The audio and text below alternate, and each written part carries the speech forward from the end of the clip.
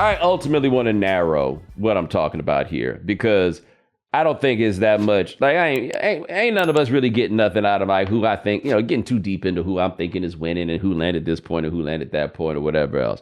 I am going to tell you this. Okay. One, I think it is very clear that Kendrick has somebody in Drake's camp. Number two, I take Drake's attempt at saying that they fed Kendrick fake information as we were ahead of you.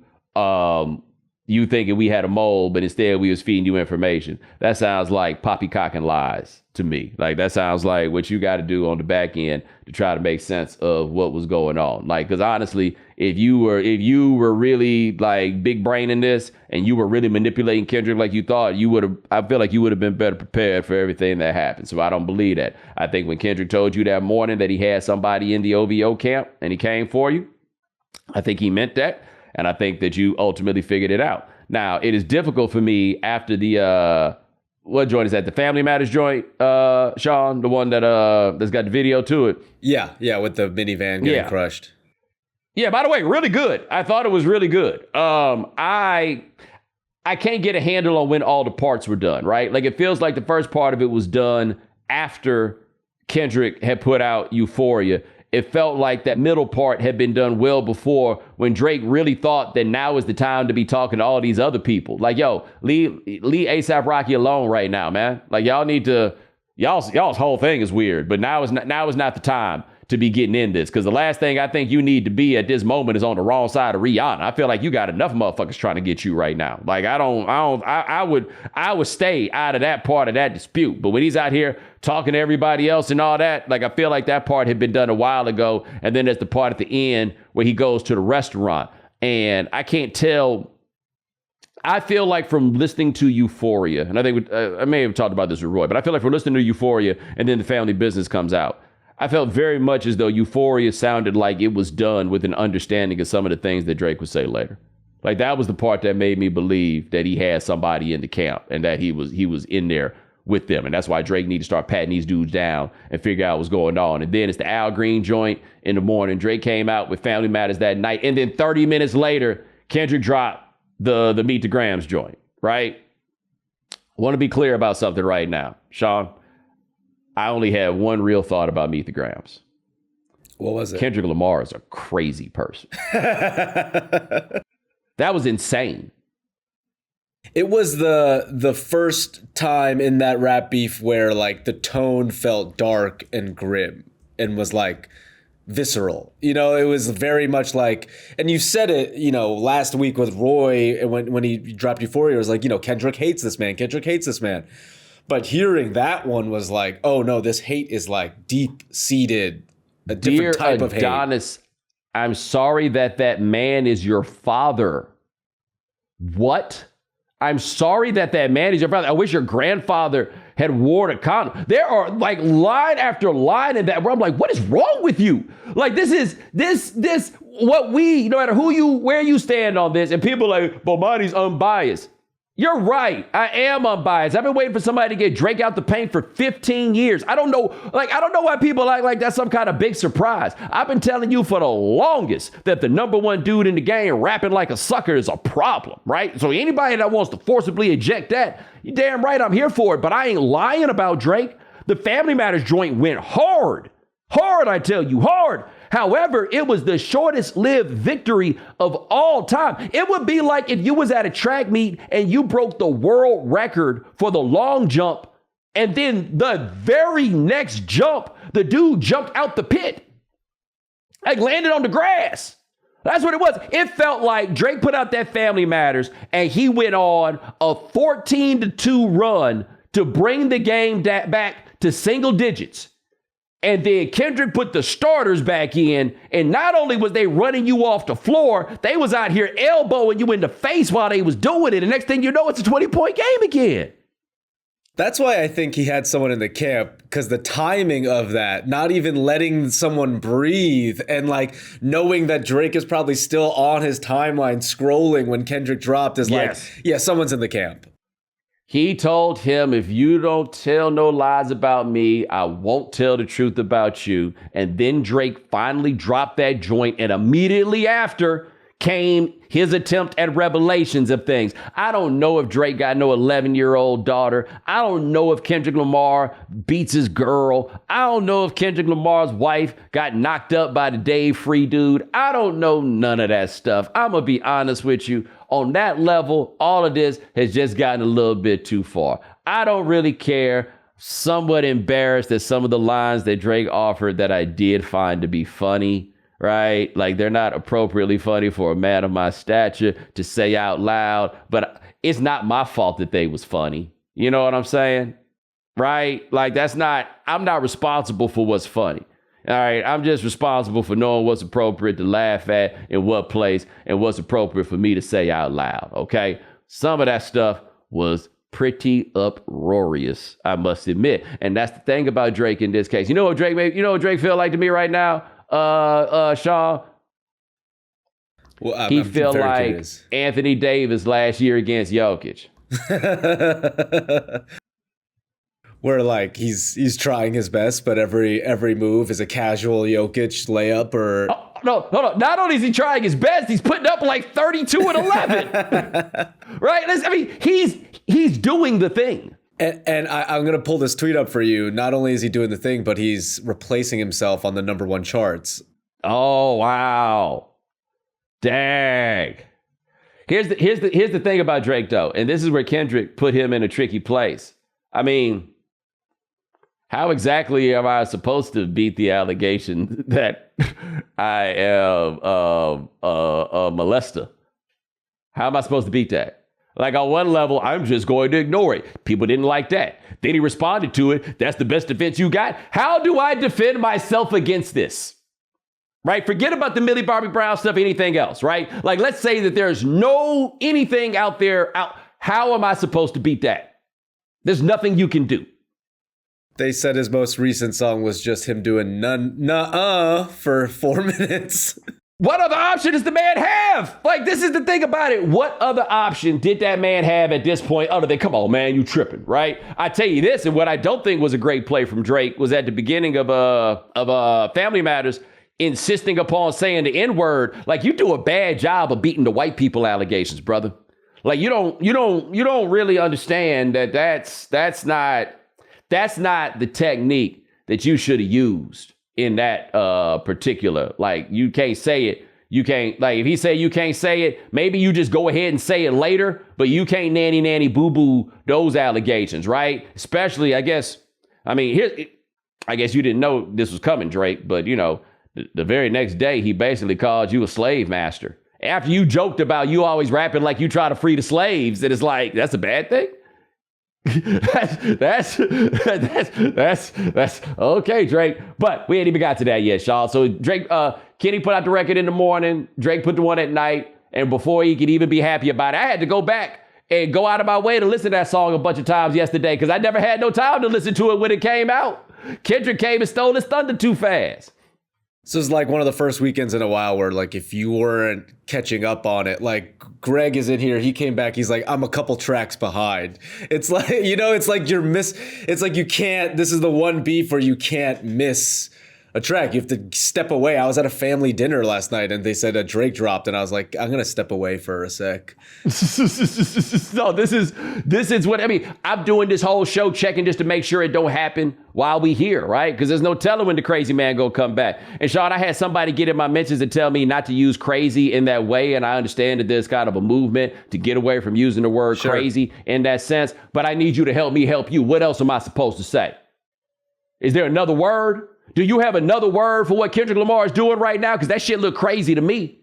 It's genuinely crazy. Like, that, there's no really other word to describe it. Yeah. It's unhinged. And, you know, he a sort of unhinged. He a type of unhinged. He the type of unhinged where I knew he wasn't going to put out no song yesterday. Not on the Sabbath. I knew his old churchy ass was going to be just sitting at the house. He wasn't going, he maybe he just needed to rest up. And Sean, I imagine his staff was thrilled. Like, everybody else got to go to the mattresses because y'all mad at each other. I mean, we talked about it before we hopped on. These engineers must have been in the studio for the last week and a half, like Yes. half asleep mixing. That's why, I mean, I don't want to bring it up, but your tweet with Vlad about he was complaining about the mix, it's like, okay, give these guys a break. They're on track 12 of the 4-day weekend. Are you kidding me?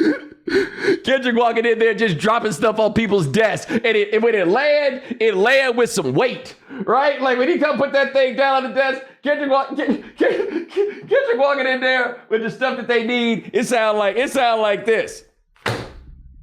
I need beats. I mean, what they supposed to do, man? It's just like this. They tired as we are, bruh. They tired because he putting these tracks out at like 11 o'clock, and now we all overstimulated, right? Like we got to listen to them, and I got people calling me. I spent like 3 hours a day on the phone with people talking about what's going on here. Like I had to explain it to my white friends, like it's just.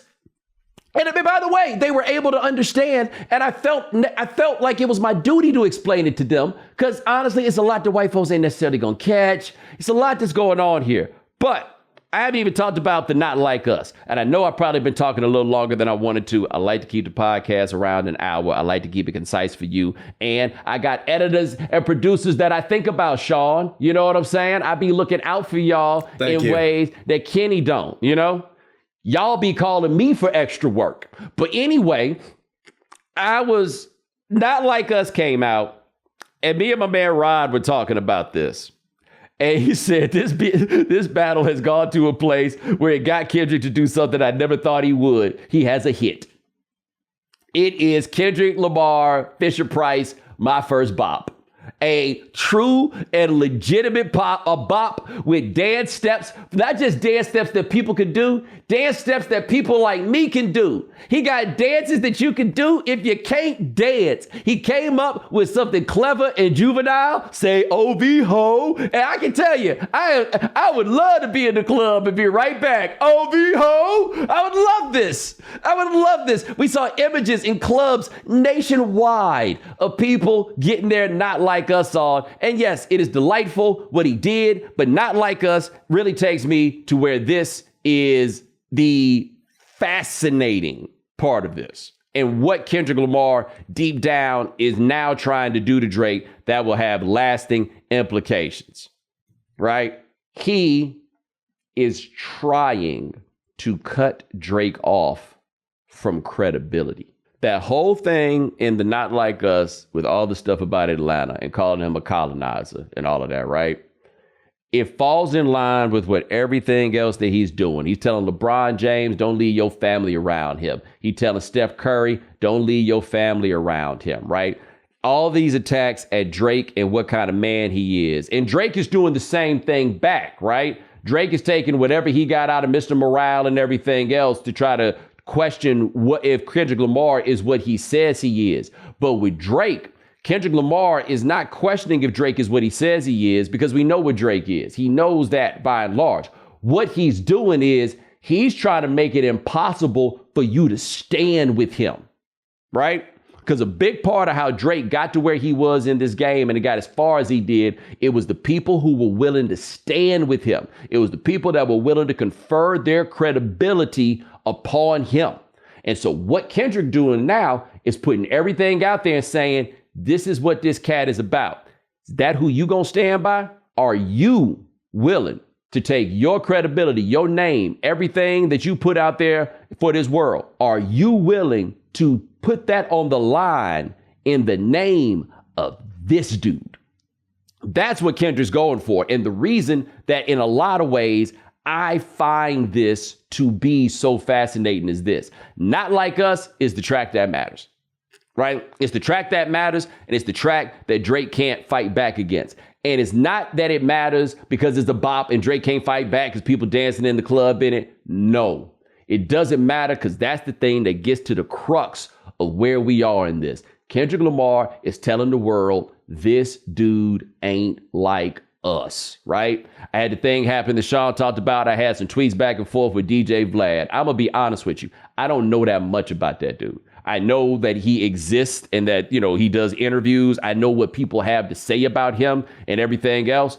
I had people saying he's a culture vulture. I ain't even know. I mean, I think he's white. I ain't even know he was white, right? Vladimir Guerrero, you know what I'm saying? It could go a bunch of ways. I ain't know. I ain't know. I really didn't. Like, I just don't pay that much attention.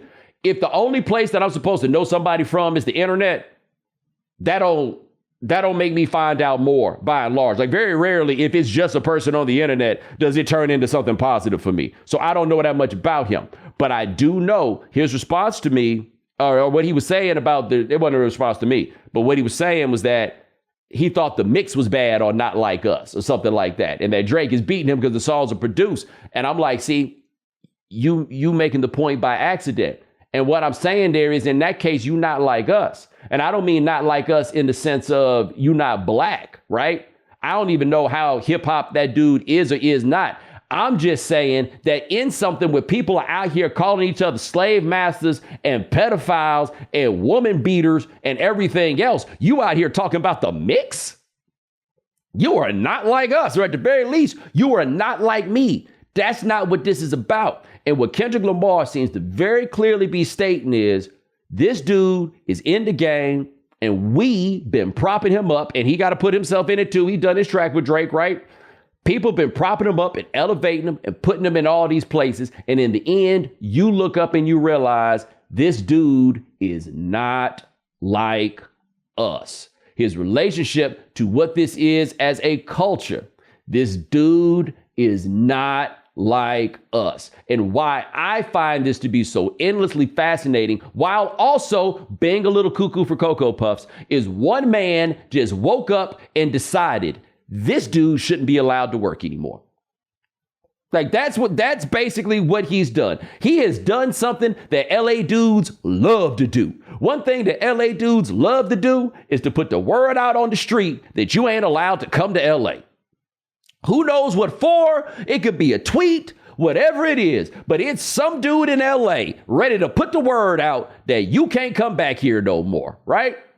Kendrick Lamar is trying to say to Drake, you can't come back to the big here, like Black America. That's what he's saying.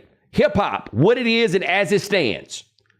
You can't come back. I have decided that you are a visitor to this. You are a vulture to this. And I am going to lay out my case that you were all of these things, song after song after song. And by the time I am done, nobody is going to want to stand next to you. And you know why nobody's going to want to stand next to you? It's the thing that's already happening to Drake in this. Nobody likes a loser. And we've reached the point in this where people are getting the whiff. Even the people that don't know what's going on, they're getting a whiff that Drake is losing. Sean, my buddy Matt, who runs Kentucky Sports Radio, he had a tweet where he said that somebody ran up on him in Louisville. And I'm assuming it's a white person. I could be wrong. But he said somebody ran up on him and said, well, we got rid of Calipari and Drake just in time, didn't we? Wow. You see what I'm saying? Like, that's what I mean. The general public is getting the whiff that he losing. They getting the whiff that he's a loser, and nobody wants to be on the side of the loser. Everybody wants to be on the side of the winner. That's why when they play Not Like Us at these parties, they gonna get on it and they gonna start rapping along with it and everything else, because nobody wants to be on the side of a loser. And Kendrick Lamar is laying out a pretty strong point that, hey man, this dude might be a loser. Or at the very least, he is laying out the point that this cat is jacking from us. He is stealing from us, and we have elevated him to the top. We got a dude who paid for, as Dragonfly Jones said, who paid for his midsection. We got this dude out here at the top of the game. But my question is, and I'm going to stop here because I know I'm going to have plenty more time to talk about this in the coming days. This is my question, and this goes to Kendrick Lamar and everybody else that's out here. We didn't even have a chance, Sean, to talk about Metro Boomin and the army of haters that he has unleashed on SoundCloud. I heard a dude rapping about Drake in Japanese, and I got to tell you, I am terrified as to what that rap will translate into. I was like, I need that rap genius ASAP. Yeah. Like, I'm afraid what he might be saying about Drake. There's a lot of moving parts that I don't know if I trust to make across the cultural divide. Woo, I don't know this. But Metro Boomin basically made it a contest. Just get out here and say how much you hate about Drake. Dog, I saw Bobby McFerrin's daughter singing about Drake being a child molester. And that song was very good too. Like, not only was it a crazy diss, it was ear candy, you know? Dude, and for those of you who don't know, DJ Metro Boomin did a beat off that BBL Drizzy. BBL Drizzy. Oh, BBL Drizzy. And people are rapping over a beat about BBL Drizzy, and it's a bunch of 17-year-olds just up there waxing. Oh man, somebody did an anime like video that had somebody, it's supposed to be Drake, but it sure looked like a girl with a BBL tooting that thing up and dropping it. You know what I'm saying? Like they coming for that boy. It's maybe the case of why it hasn't happened until today is maybe don't go after a producer, you know, because they just can unleash their beats for free. We've learned a lot. By the way, none of y'all are going to get that damn beat. I hope you understand that. Not one of those people is going to get that beat. What the real message that Kendrick Lamar is saying is that he is not like us. And at some point, we got to take a measure of control about who it is that we let in and who we don't. And that's why people came down so hard on DJ Vlad over the internet about that, is because aside from the fact that he was trying to snitch on that woman, but it is, hey man, you not like us. And there's a longer discussion to be had about the role that Canadians can play in pushing forth the culture of rap, or just basically the role that anyone who is not a Black American plays, and just like how integral they can be in truly pushing this and everything else because of the cultural elements and the cultural origins of this. Like, there's an actual talk and something I think that should be discussed when it comes down to it. But until that discussion happens, Kendrick Lamar all by himself has decided you can't come back here no more. And he's making it to where anybody that helps him come back gonna have to explain why they did. And right now, that's really hard for people to do. And we're gonna see for the rest of the week how this plays. I know the things that I've heard about what's coming and when, and we gonna watch out and we gonna see. I just know this. If I'm sleepy, I can't imagine how tired Drake is. Like, damn, you got to be worried about your crew. You got to be worried about this crazy little man in Los Angeles. Better you than me, buddy. You can turn $10 into $1,000 with playoff basketball and hockey entries today on Prize Picks, America's #1 fantasy sports app. Prize Picks is really simple to play, and you can make your picks and submit your entry in less than 60 seconds. Quick withdrawals, easy gameplay, and an enormous selection of players and stat types are what make Prize Picks the #1 daily fantasy sports app. So make sure you go to prizepicks.com/Bomani and use code Bomani for a first deposit match up to $100. That's prizepicks.com/Bomani. Prize Picks, daily fantasy sports made easy.